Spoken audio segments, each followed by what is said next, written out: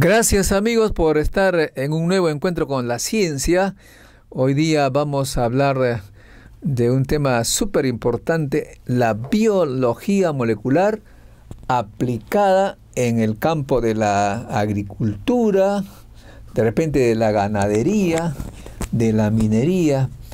Este asunto de la biología molecular siempre nos ha interesado porque tiene que ver con el origen de la vida, con el origen de nosotros, de lo que consumimos, todo lo que nos rodea y que se mueve, es decir, la fauna y la flora. Para ello tenemos dos invitados de lujo, son biólogos que tienen muchos años de experiencia en el Instituto Peruano de Energía Nuclear, pero también en otras instituciones. Se trata de la doctora Isabel Montoya, que es egresada de la Universidad Ricardo Palma con posgrado en la Universidad Peruana Cayetano Heredia y en la Universidad de Cambridge, Inglaterra. Gracias. Y también tenemos con nosotros a Marco Espinosa, que es biólogo egresado de la Universidad Nacional Mayor de San Marcos, con innumerables cursos de capacitación en diversos países del mundo. Entonces el tema planteado es el siguiente: la biología molecular. Primero que nada, ¿qué cosa es? La gente ahora escucha mucho pues de cocina molecular, todo es molecular, pero vamos a un poco comprender de qué se trata. Isabel, primero contigo, cuéntanos, ¿cómo definirías la biología molecular? Como en el colegio. Es un área transversal que en verdad ayuda a solucionar una serie de limitantes que a veces hay usando la tecnología del ADN. De esa manera se encuentran una serie de aplicaciones para poder conseguir una respuesta a las dificultades. Pero bueno, y ahora viene la pregunta así de rebote. La gente, a pesar de lo que ya se ha hablado mucho, todavía no comprende qué cosa es un gen. A veces se confunde con todo lo que llaman el cromosoma, es decir, el ADN, hay una confusión. Por favor, así pedagógicamente, para que comprendamos todos nosotros, dinos la diferencia entre gen, cromosoma, ADN, qué cosa, cómo combinan esos conceptos. Muy bien. El ADN, perdón, el ADN es la molécula que cuando se agrupa en determinados fragmentos de ADN tenemos a un gen, pero este gen luego va a codificar una proteína. El conjunto de todos los genes y una gran cantidad de ADN viene a conformar el cromosoma. O sea, todos los genes que están divididos casi en fila, ¿no? En los 22 cromosomas que tenemos, y en el cromosoma X e Y también se han encontrado que hay genes que no se pensaban que había. O sea, los genes están como en fila, uno tras otro. No necesariamente. Se ha encontrado que un gen puede estar en otro cromosoma relacionado a una misma enfermedad o a un mismo componente. O sea, gen en cierta manera entonces es aquel que da una determinada característica. Así es. Lo que pasa es que al inicio de la biología molecular, por ejemplo, a mí me enseñaron un gen, una proteína, y se pensó mucho en terapia genética para solucionar una serie de enfermedades. Y el éxito que se tuvo inicialmente fue con la enfermedad de la fibrosis quística. Pero investigando con lo del genoma humano, nos hemos dado cuenta que una enfermedad no depende solo de un gen. Una enfermedad puede depender de varios genes, de varios fragmentos de ADN ubicados en diferentes cromosomas, no necesariamente en uno.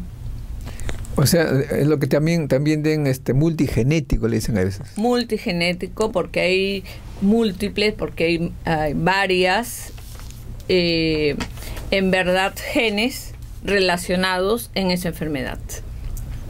Ahora, estos genes están en las plantas, en los animales, y se dice que en realidad el alfabeto, por así decirlo, que son 4 bases, es el mismo, o sea que estamos en cierta manera diseñados con el mismo alfabeto, animales, plantas.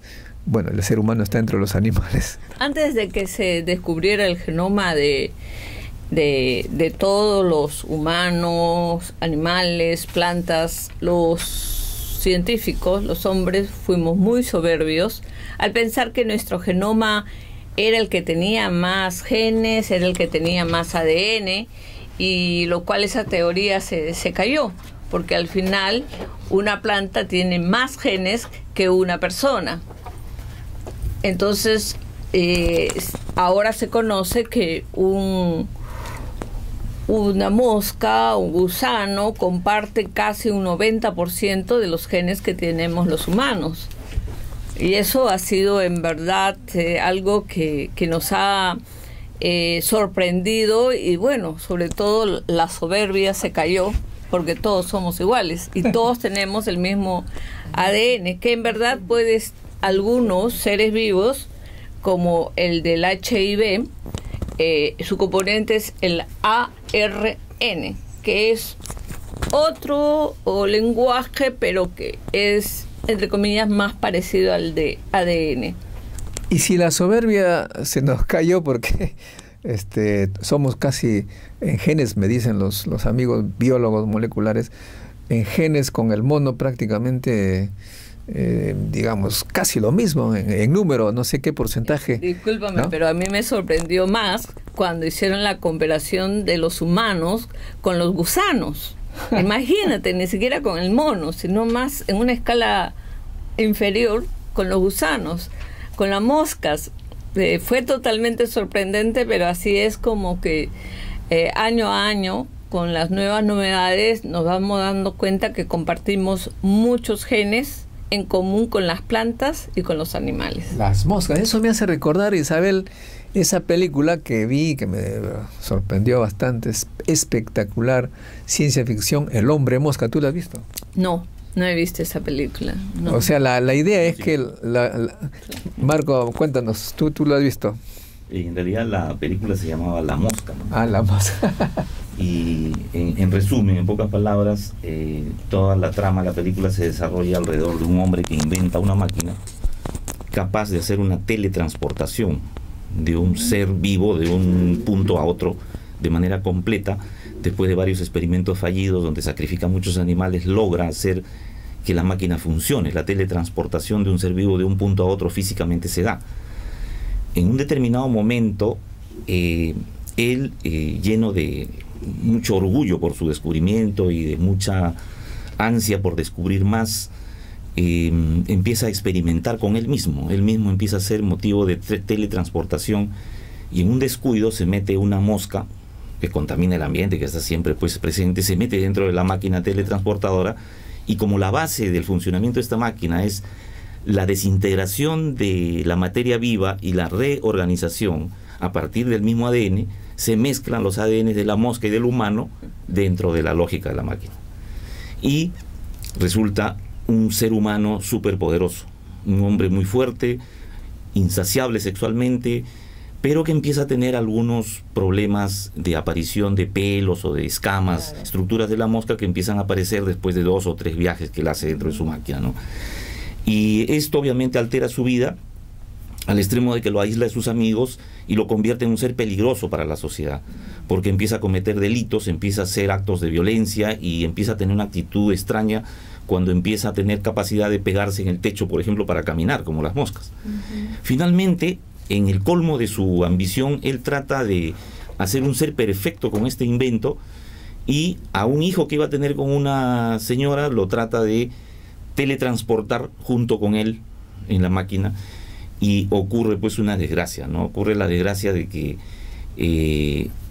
primero que la chica no acepta, y segundo que él, tratando de hacer un experimento de prueba, pierde el control de la máquina y se produce una fusión de la máquina con el ADN del hombre, y aparece un monstruo imposible de describir, mezcla máquina, mezcla humano, ¿no? es el fin de él, prácticamente ahí donde lo exterminan, ¿no? Esta película nos enseña un poco hasta qué punto puede llegar el afán de un científico por ir hasta el final, por encima de las normas éticas, morales y de los principios fundamentales que preservan la vida, ¿no? Que son el orden y las leyes establecidas en la naturaleza, que recién las estamos descubriendo.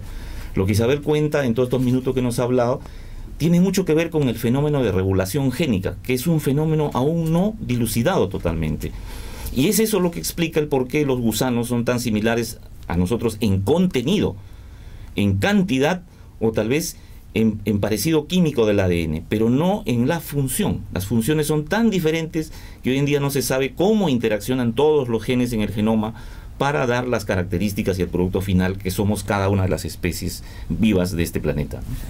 Pero eso me hace pensar también en forma lógica que finalmente nosotros podríamos hacer un transgénico humano y animal, digamos, poner un gen de una mosca en el gen de una célula germinal, y entonces estaríamos más o menos esperando lo mismo que ocurrió en la película, Isabel. Bueno, yo lo veo desde una versión más positiva con lo que está tratando de hacer Inglaterra desde hace muchos años, el de más bien empezar a clonar órganos. Recuerda que muchas personas les falta un corazón, un riñón, un pulmón. Pues Inglaterra está trabajando en ese tipo de aplicaciones. O sea, son dos posiciones. Estados Unidos con clonar al hombre humano y Inglaterra con la posición de más bien crear órganos y de acuerdo a tus mismas células para que evidentemente no haya el rechazo. Entonces, yo creo de que lo que dijo Marco es cierto, ¿no? Ética. Los científicos tienen que tener ética, así como regulaciones que las hay, para tratar de que en verdad puedan suceder lo que justamente acaba de contar Marco. Pero por otro lado, cuando uno le deja mucha importancia a la regulación, ocurre también las prohibiciones que prácticamente inmovilizan a los científicos. Por ejemplo, se dice que esta ley de la moratoria genética aquí, de los transgénicos en el Perú, va a retroceder la investigación en este campo, ¿no? Entonces, sobre este tema vamos a seguir conversando. Marco nos va a contar su punto de vista en el siguiente bloque.